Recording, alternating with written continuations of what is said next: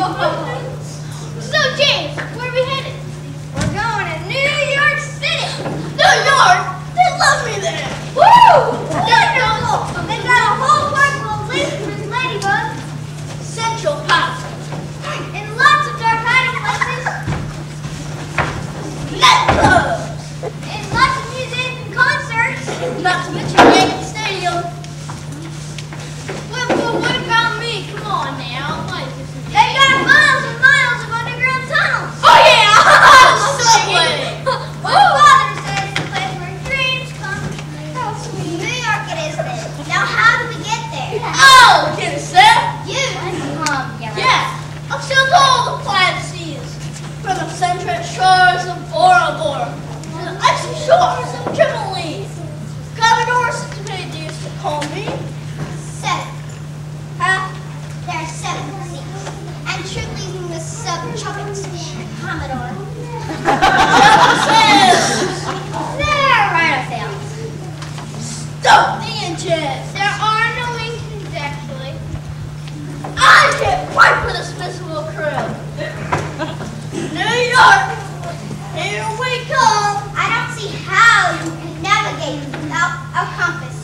You're full of baloney.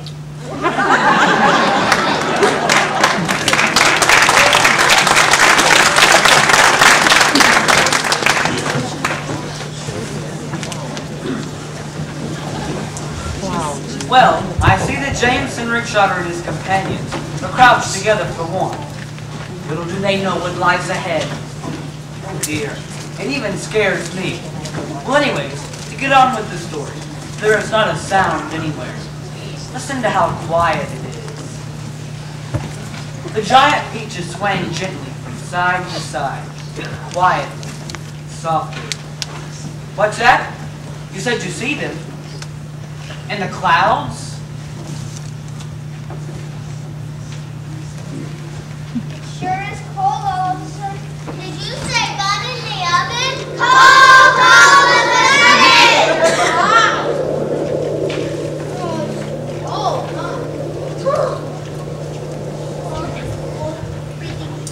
Okay.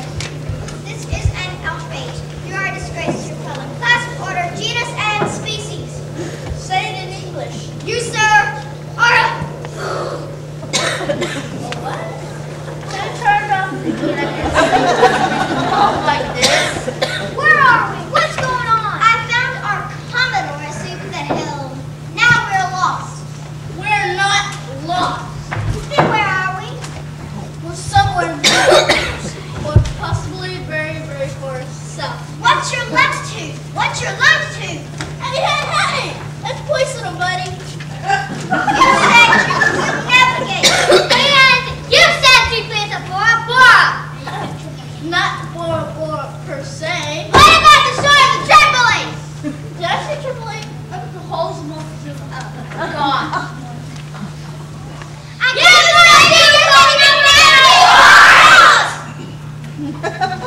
If Mr. Centipede says he's seen the world, then he's seen the world. Right, Mr. Centipede?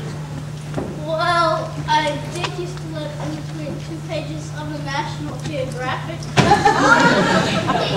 Very informative magazine. National Geographic. Wonderful pictures. You incompetent, blithering, nitwit. All right, Hoppy. Those fighting boys. I think being lost is the least of our problems right now. Hit the down!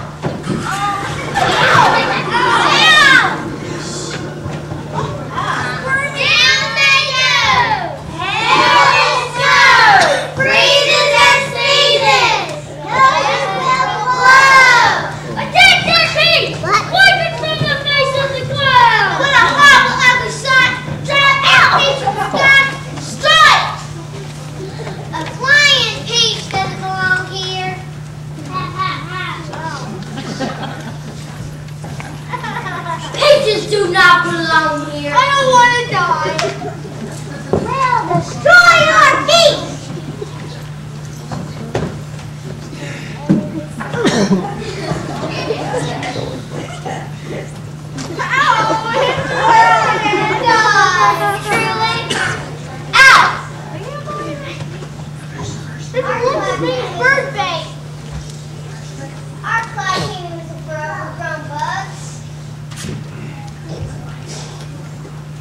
want to die. That's right, over on bugs never belong in the sky.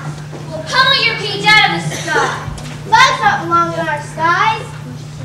I can't believe I'm getting killed by one. A peach in our sky, never! Ha! The peach is retreating. Victor is ours. Just let them go. They are worth the engine. You better not come back. We'll be waiting for you and your little peach too. Wait, everybody! It's right, Peaches! No one escapes the kingdom of the clouds! Ha ha ha!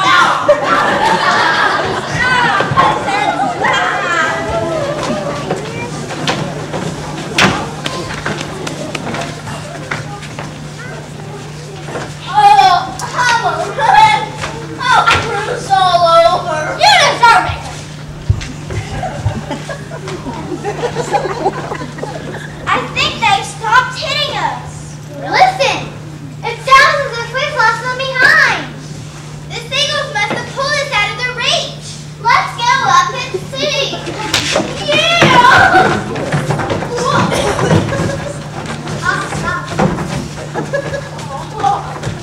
It's all clear. We can't see them anywhere. Let's go! Hands right!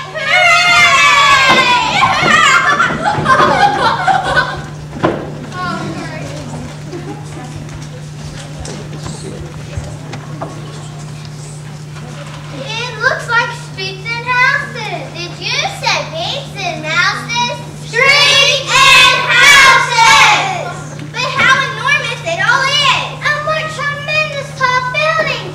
I've never seen anything like this in England. This couldn't possibly be England. Then where is it? You see those tall buildings? Yeah. We must be in America. And this, my friend, means we have crossed the Atlantic Ocean overnight. I've always dreamed of coming to America. The thing we have to think about now is how we're going to get down to Earth. Good question. Ask James. I don't think that would be so hard. All we have to do is cut loose a few seagulls.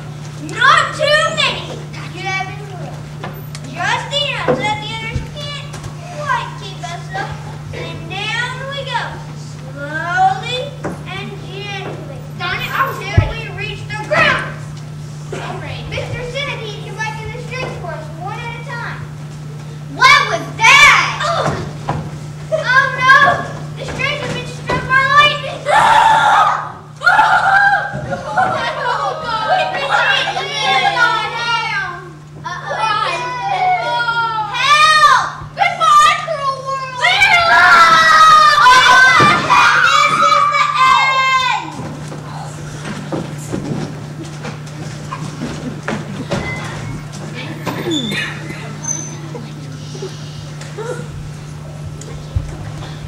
I can't believe it!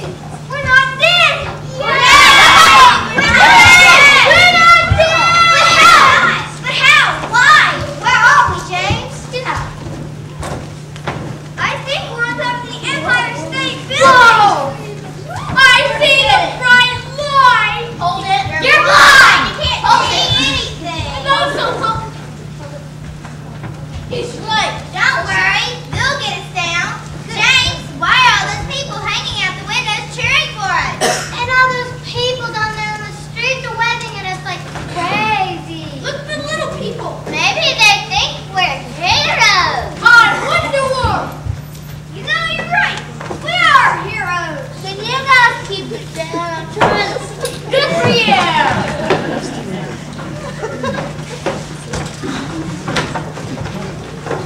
Oh, hi, little people. You're here. James was right. Everyone on the beach is now a hero, especially James. They were all brought down in 5 minutes and escorted to the steps of the city hall, where the mayor of New York made a speech of welcome. And, while he was doing this, 100 cranes armed with ropes and ladders and pulleys swarmed up to the top of the Empire State Building and lifted the giant peach off of the spike and lowered it to the ground. Oh, yeah. I feel so alive. The angels have saved us. Boy, can we just have a tiny taste of your marvelous peach? Who is that?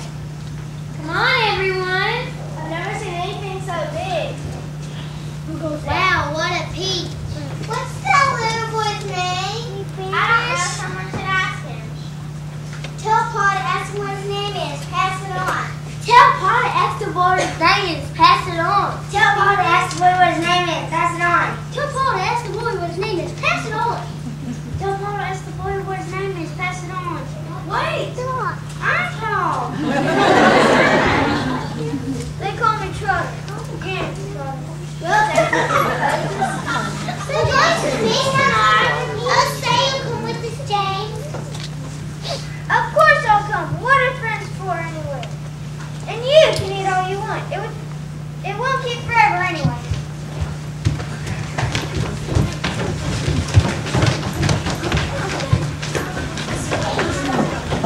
Needless to say, that was the beginning of the end for our splendid peach.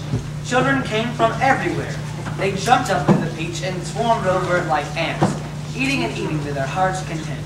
By the time they were finished, the whole gigantic fruit had been completely eaten up, and only the big brown pit in the middle was left. And thus, the journey ended. But the travelers lived on. Every one of them became rich and successful in the new country. The centipede was made the vice president in charge of publicity at a famous movie studio. The earthworm, with his lovely pink skin, was employed by a company that made women's face creams to do commercials on television. The silkworm and the spider, after being taught to make nylon thread, set up a factory together to make rope for tightrope walkers.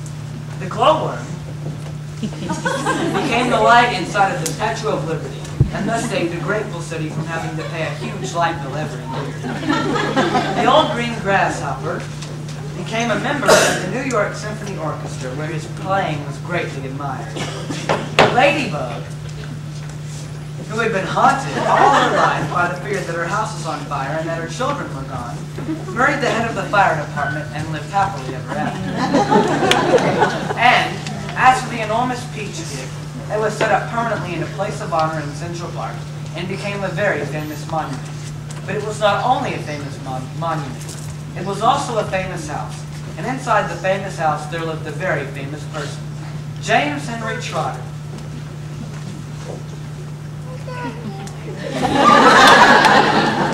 And all you had to do any day of the week was go and knock on the door. And you could always ask James to tell and tell again the story of his adventures on the peach. In fact, James thought it would be nice if one day he sat down and wrote it as a story for everyone to know. So I did, and that is what you have just seen.